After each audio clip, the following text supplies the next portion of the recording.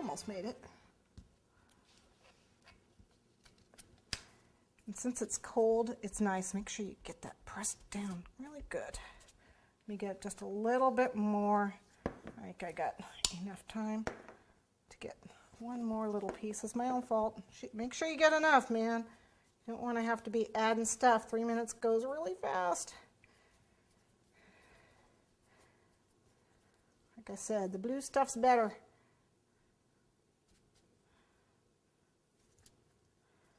Oh, gosh. Okay. Make sure you mold it really well. Oops. Don't let it move.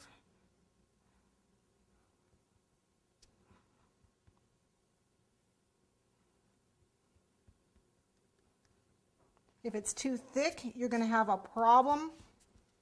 So you want to make sure you keep it thin. You can always add more if you have to. If there's a thin spot, you can add more.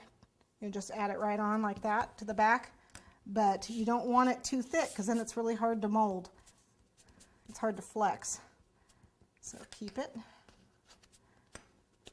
Now, make sure I got it. You can see I got a spot right there I missed.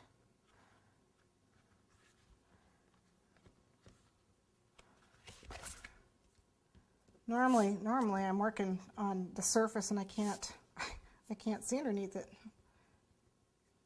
I think Dominique has a clear mat too. I think he does. He has a really good product. Okay. This cures in 20 minutes. So we'll just wait for this to come out. Looks pretty good. I can feel, because it's cold, you see I still got work time because my clay was cold. So you get a lot of work time.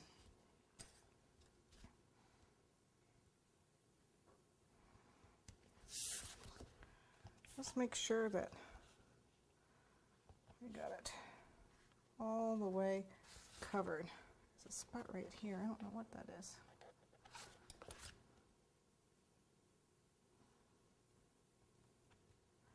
Make sure we're covered up. Oh yeah. All right. We're going to let that sit and cure. Looks lovely, doesn't it? Doesn't really matter. I'm just going to show you. I've done one. This is a big one I did. And this, you can see how it came out. Pretty good. It has a few problems here and there where I didn't quite take my time with it at the very end.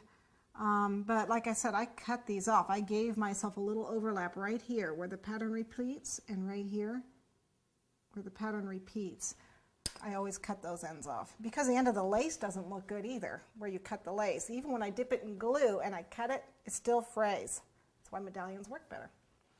Okay, you can move on to our cake and we'll use our new mold.